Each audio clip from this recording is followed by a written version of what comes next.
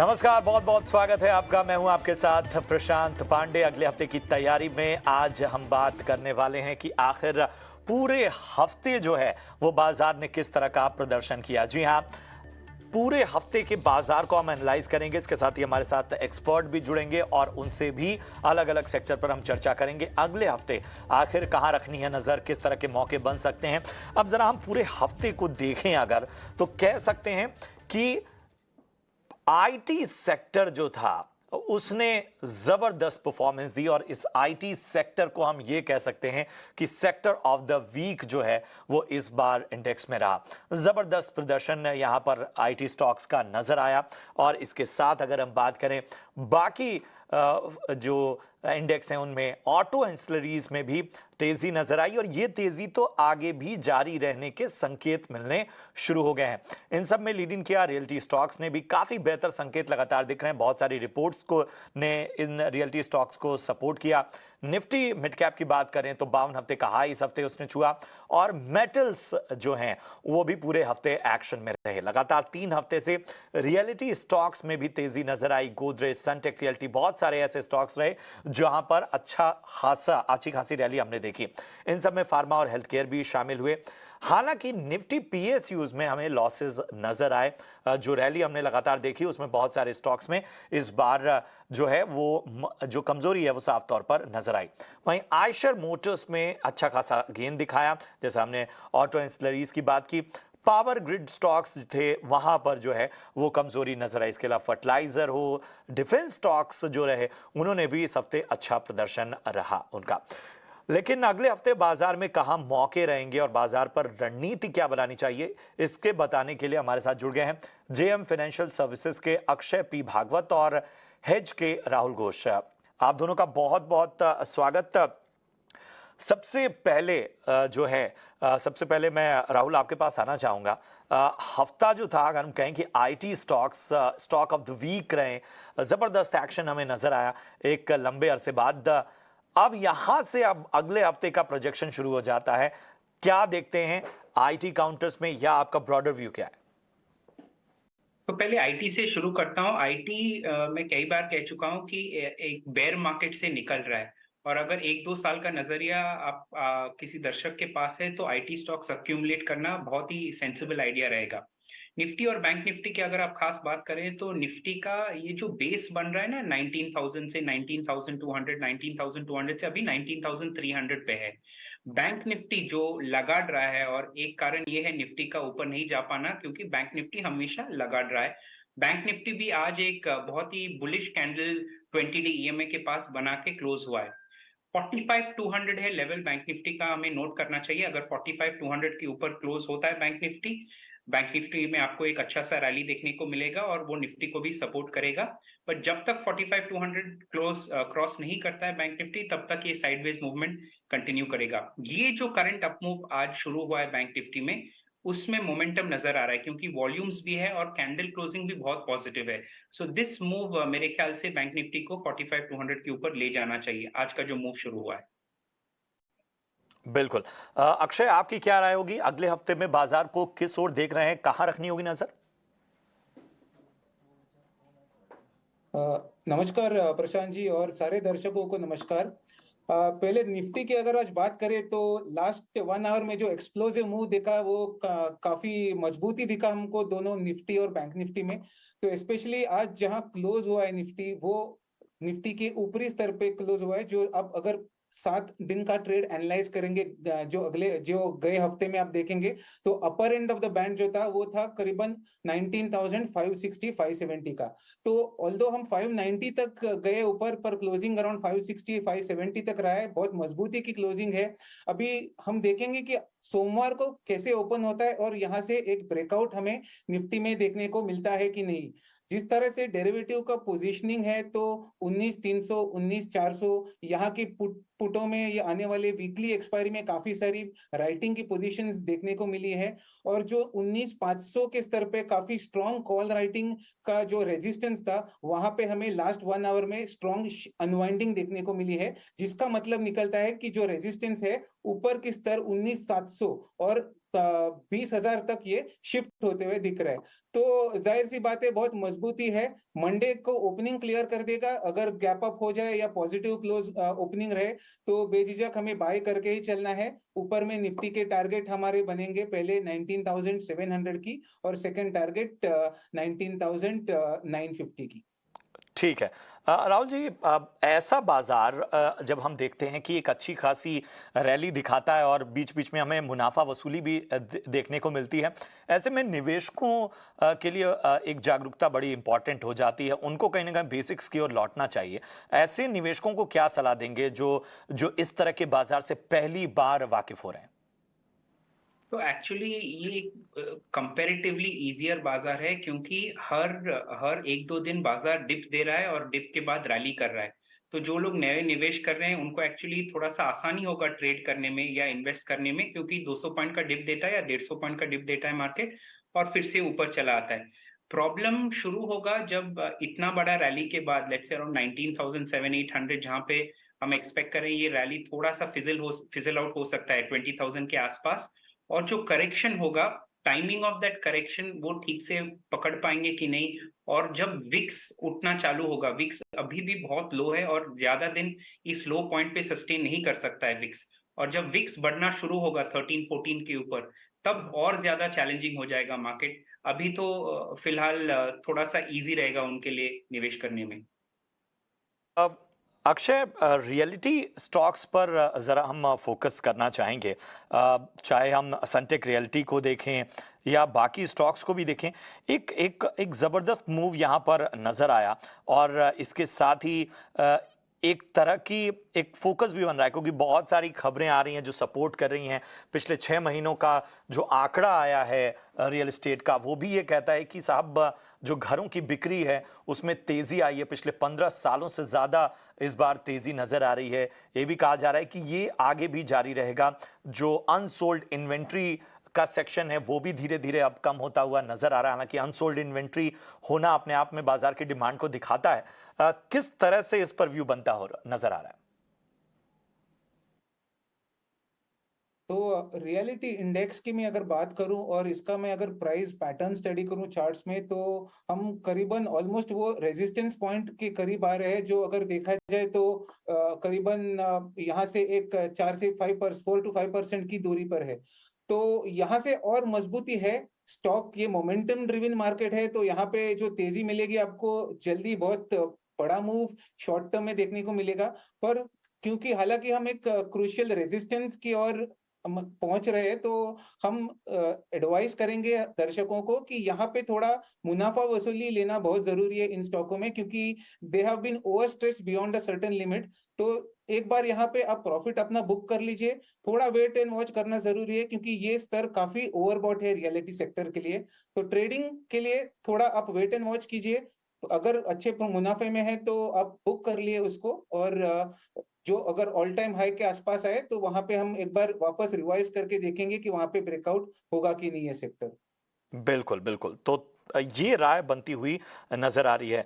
राहुल जी, इसी पे मैं सनटेक रियल्टी पे आपका व्यू लेना चाहूंगा। पिछले 1 महीने की अगर हम बात करें तो 28.5% के ऊपर ये स्टॉक जा चुका है। लगातार बेहतर संकेत यहाँ मिल रहे हैं। आपका कोई खास नजरिया? तो सनटेक रियलिटी एक downward trending channel weekly chart पे जो है उससे ब्रेकआउट होके एकदम दो बहुत ही बुलिश कैंडल बनाए हैं। और इंटरेस्टिंग बात यह है कि नॉट ओनली ये दो बुलिश कैंडल अच्छे वॉल्यूम्स में आए हैं, बट जो शॉर्ट टर्म मोमेंटम इंडिकेटर्स हैं उस पे ओवरबॉट नहीं हो गया अभी तक। तो अभी भी स्टीम बिल्कुल है स्टॉक में, शॉर्ट टू मीडियम टर्म दोनों नजरिए से। अभी तो फिलहाल रेजिस्टेंस स्टॉक पे 20 डे ईएमए पे एग्जैक्टली क्लोज हुआ है। आज का अगर आप देखेंगे तो 20 डे ईएमए पे क्लोज हुआ है। तो अगर 368 के ऊपर आपको एक चांस मिले, अभी 359 चल रहा है, 368 के ऊपर आपको चांस मिले तो लॉन्ग जा सकते हैं। इस लेवल पे भी लॉन्ग जा सकते हैं अगर थोड़ा लंबा 2-3 महीने का नजरिया हो, बट अगर बहुत ही शॉर्ट टर्म नजरिया हो 368 के ऊपर बाय कर सकते हैं। 355 का स्टॉप लॉस रखे। Stock is looking good charts पे।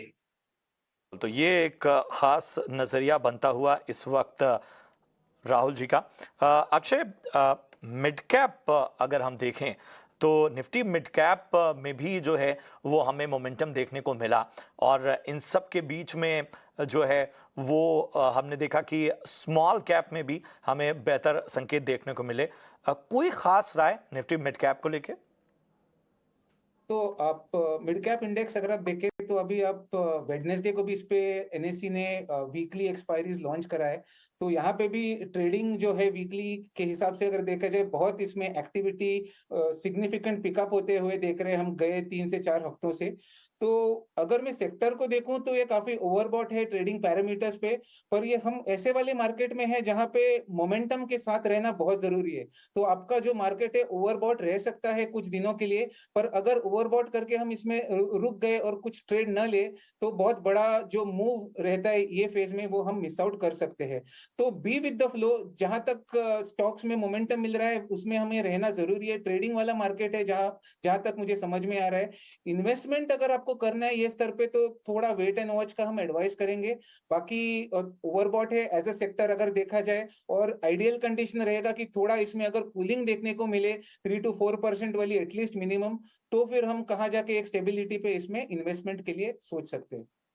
तो ये खास नजरिया बनता हुआ अक्षय जी का। और चर्चा हम आगे भी अलग अलग पहलुओं पर करेंगे, लेकिन अगले हफ्ते बाजार के लिए अहम ट्रिगर्स क्या हैं, कहां रखनी है नजर, ये बताने के लिए हमारे साथ जुड़ चुकी हैं आशीषा, हमारी सहयोगी। आशीषा, बताएं आपके पास क्या जानकारी है?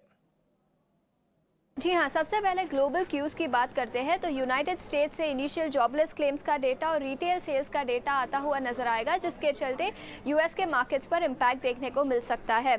यूके से सीपीआई का डेटा, यूरोजोन से सीपीआई और कंज्यूमर कॉन्फिडेंस का भी डेटा आता हुआ नजर आएगा। ग्लोबल अर्निंग्स की बात करें तो कई कंपनीज के नतीजे अगले हफ्ते second quarter of calendar year 23 के आएंगे। Bank of America Corporation, Goldman सैक्स, IBM, Johnson and Johnson, American Express जैसी कुछ कंपनीज हैं जिसके चलते इन स्टॉक्स पर एक्शन देखने को मिल सकता है। डोमेस्टिक अर्निंग्स की बात करें तो इस हफ्ते निफ्टी की कई आईटी कंपनीज थी जिसके नतीजे आए। अगले हफ्ते नॉन आईटी कंपनीज के भी नतीजे आते हुए नजर आएंगे। HDFC bank, JSW steel, IndusInd bank जैसे कुछ कंपनीज हैं जिसके नतीजे अगले हफ्ते आएंगे। कॉर्पोरेट एक्शन में कुछ कंपनीज के फंड रेजिंग प्लान्स कंसिडर किए जाएंगे। टाटा कम्युनिकेशंस 19 जुलाई को बोर्ड ऑफ डायरेक्टर्स की बैठक है जहां फंड रेजिंग प्लान्स कंपनी के कंसिडर किए जाएंगे। आईपीओ का मार्केट इस हफ्ते भी फोकस में था और अगले हफ्ते भी कुछ एक्शन देखने को मिल सकता है, जहां नेटवेब टेक्नोलॉजीज का आईपीओ 17 जुलाई को खुलता हुआ नजर आएगा। बाकी इवेंट्स में 15 जुलाई को G20 फाइनेंस मिनिस्ट्री और सेंट्रल बैंकर्स की बैठक है जहां से कुछ कमेंट्री आती हुई नजर आएगी। मंडे और ट्यूसडे को मेन बैठक है और उसी के चलते भी एक्शन देखने को मिल सकता है। बिल, बहुत बहुत शुक्रिया करेंगे आशीषा आपका इस अहम जानकारी के लिए। तो हमारी सहयोगी आशीषा बता रही थी कि आखिर किन किन खबरों पर नजर रखनी है। नतीजों का भी पूरा हफ्ता शुरू ही है, बड़े बड़े नतीजे आने वाले हैं, और चलिए जरा इसी पे एक राय ले लेते हैं। राहुल सर, जिस तरह से हम देख रहे हैं कि अगला हफ्ता भी नतीजों का रहेगा, हालांकि टाटा कम्युनिकेशन की एक अहम मीटिंग है 19 तारीख को, यहाँ पर भी हमने देखा कि स्टॉक्स ने भी एक अपमूव दिखाया और लगातार जो है वो पॉजिटिव संकेत कम से कम 5 ट्रेडिंग सेशंस देखें और 14 तारीख तक देखें तो ये नज़र आ रहा है। कोई ख़ास नज़रिया आपका टाटा कम्युनिकेशंस पे या आने वाले जो नतीजे हैं उन पर कोई नज़रिया आपका बनता हुआ? तो Tata communications actually daily chart पे आप नोटिस करेंगे एक इन्वर्टेड हेड एंड शोल्डर, जो भी बहुत ही एक पॉपुलर कैंडलस्टिक फॉर्मेशन है, एक inverse head and shoulder pattern बना रहे हैं। इस पैटर्न का ब्रेकआउट होगा 1660 के ऊपर। अभी 1623 पे चल रहा है, 1660 के ऊपर इस पैटर्न का ब्रेकआउट होगा। तो अगर 1660 के ऊपर ये स्टॉक जाता है तो अच्छा मोमेंटम दिखा सकता है ऊपर की तरफ, और बिल्कुल बाय कर सकते हैं स्टॉक को। स्टॉक ऑल टाइम हाई पे चल रहा है तो एक एडेड मोमेंटम मिल जाएगा ऑल टाइम हाई के बाद। अभी भी आप नोटिस करेंगे कि जो रिसेंट में प्रॉफिट बुकिंग हो रहा है इस स्टॉक में, हमेशा 20 डी ईएमए पे सपोर्ट लेके फिर से बाउंस कर रहा है। अभी कल भी आप नोटिस करेंगे 20 डी ईएमए पे सपोर्ट लिया और आज 2.5% ऊपर गया है। तो स्टॉक तो अच्छा लग रहा है चार्ट्स पे, बट अगर एक अच्छा मोमेंटम देखना चाहेंगे तो 1660 के ऊपर बाय करना मुनासिब रहेगा। ठीक है, ठीक है। तो यहाँ पर एक खास राय बनती हुई टाटा कम्युनिकेशंस पे, इसको लेके पॉजिटिव हैं राहुल। अक्षय जी, आपके पास आना चाहूँगा, और अगर हम तमाम स्टॉक्स के बीच देखें कि अब डी मार्ट जो है उसे लेके भी नजरें हैं। 15 तारीख को उसके भी नतीजे आने वाले हैं। किस तरह से वहां पर नजर रखनी होगी? क्या अगला हफ्ता थोड़ा सा जो है वो स्टॉक के लिए भी बेहतर रहने वाला है? तो डीमार्ट का अगर मैं प्राइस स्ट्रक्चर देखूं चार्ट्स पे, तो गए कुछ हफ्तों से बहुत ही क्वाइट ट्रेडिंग देखने को मिली है। वॉल्यूम्स काफी डल है। स्टॉक करीबन 3830-40 के स्तर में रुका हुआ है। तो रिजल्ट के पहले एक बार आपको एक उछाल देखने को मिल सकती है, जहां पे आप स्टॉक ऊपर में 4000 की तरफ देखने को मिल सकते हैं आपको। बाकी ओवरऑल सेटअप अगर देखा जाए तो ट्रेडिंग के हिसाब से आप इसमें 3650 का स्टॉप लॉस बना के एक बाय ट्रेड बन सकता है इसमें, जहां पे रिजल्ट के बाद एक पुल बैक में आपको 4200 तक ऊपरी स्तर देखने को मिल सकते हैं।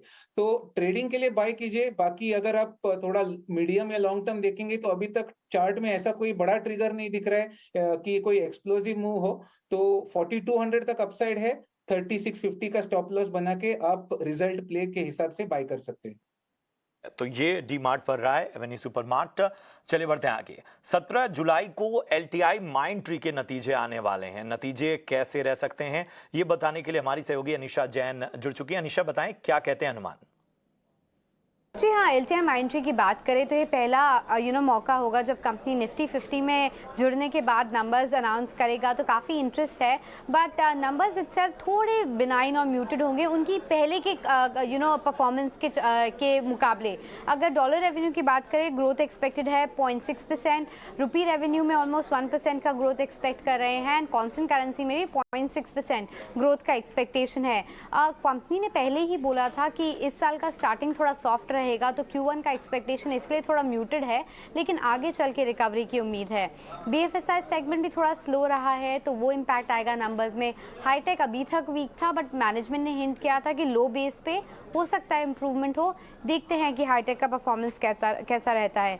मार्जिन में 16.8% का एक्सपेक्टेशन है, 40 बेसिस पॉइंट का इंप्रूवमेंट।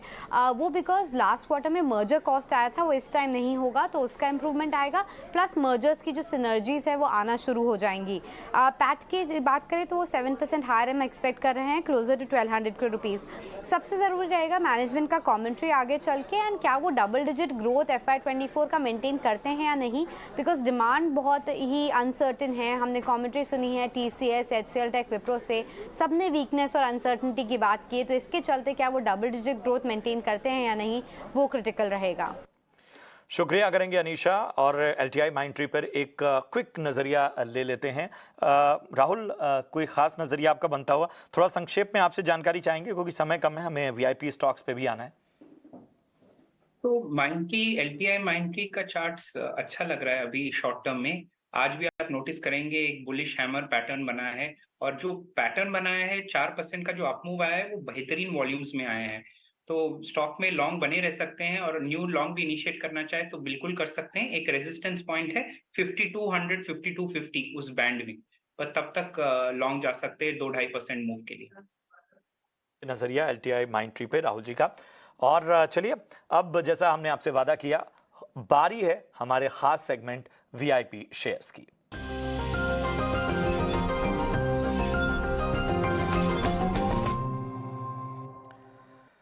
चलिए अक्षय जी, आपसे शुरुआत करते हैं। बताएं आपकी चॉइसेस आज क्या हैं?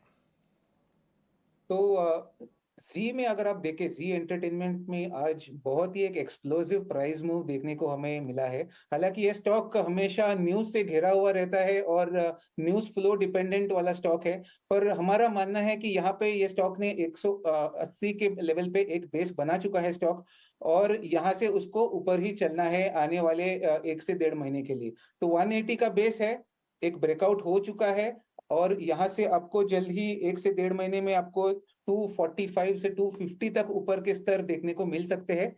अगर ट्रेडिंग स्टॉप लॉस या शॉर्ट टर्म स्टॉप लॉस के साथ आपको ये ट्रेड लेना है तो 187 का रहेगा, पर डेरिवेटिव्स में ये शायद आपका मार्केट वाइड बैन में चला गया है, because the positions have exceeded over 90%। पर कैश में आप इसमें पार्टिसिपेट कर सकते हैं, और इसमें आप 240 तक के स्तर 240 से 245 के टारगेट्स के लिए आप इसमें बाय पोजीशंस बना सकते हैं। जो दूसरा स्टॉक हम रेकमेंड करेंगे वो रहेगा फार्मा क्षेत्र से बायोकॉन। तो बायोकॉन का अगर ट्रेडिंग पैटर्न देखे तो कुछ ट्रेडिंग सेशन पहले एक बहुत ही एक स्ट्रॉन्ग ब्रेकआउट देखने को मिला था 245 के स्तर पे। उसके बाद थोड़ा सा कंसोलिडेशन है, पर हमारा मानना है कि ये स्टॉक स्ट्रॉन्ग अप ट्रेंड में पिकअप हो रहा है और यहाँ से अगर आप बाय करेंगे तो आप 240 के नीचे जो उसका सपोर्ट है उसके नीचे आप स्टॉप लॉस बना के, जो आपका रिस्क मैनेजमेंट रहेगा, आप इसमें 295 तक इसमें टारगेट बना के चल सकते हैं for medium term with time frame of 1.5 to 2 months। ठीक है, ठीक है। तो ये है चॉइस अक्षय जी की बायोकॉन और जी एंटरटेनमेंट में। चलिए राहुल, आप बताएं आपकी नजर कहाँ है?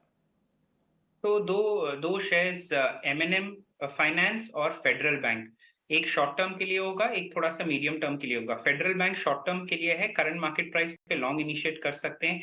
एक अच्छा करेक्शन के बाद, छोटा सा करेक्शन के बाद एक अच्छा डिमांड जोन में आया है, तो करंट मार्केट प्राइस पे लॉन्ग कर सकते हैं। स्टॉप लॉस होगा 126 और टारगेट होगा 132.2। दूसरा स्टॉक M&M फाइनेंस थोड़ा मीडियम टर्म के लिए है, करंट मार्केट प्राइस पे आप फिर से इनिशिएट कर सकते हैं। स्टॉप लॉस होगा 290, थोड़ा सा बड़ा स्टॉप लॉस है क्योंकि मीडियम टर्म के लिए, और टारगेट होगा 345। M&M फाइनेंस भी आप नोटिस करेंगे एक अच्छा लेवल ऑन लेवल जोन में आया है, तो यहाँ से भी एक अच्छा मूव देखने को मिल सकता है ऊपर की तरफ। तो M&M फाइनेंस और फेडरल बैंक यहाँ पर जो है वो रखनी है नज़र, यहाँ पर कमाई के बेहतर मौके बन सकते हैं। चलिए इसी के साथ अपने दोनों खास एक्सपर्ट्स को हम शुक्रिया करेंगे। राहुल और अक्षय, आप दोनों का बहुत बहुत धन्यवाद शो में जुड़ने के लिए, खास विश्लेषण के लिए और VIP स्टॉक्स के लिए जहाँ कमाई के मौके बनते हुए नजर आए। फिलहाल अगले हफ्ते की तैयारी की पूरी टीम को दीजिए इजाजत। आप देखते रहिए ET नाउ स्वदेश। नमस्कार।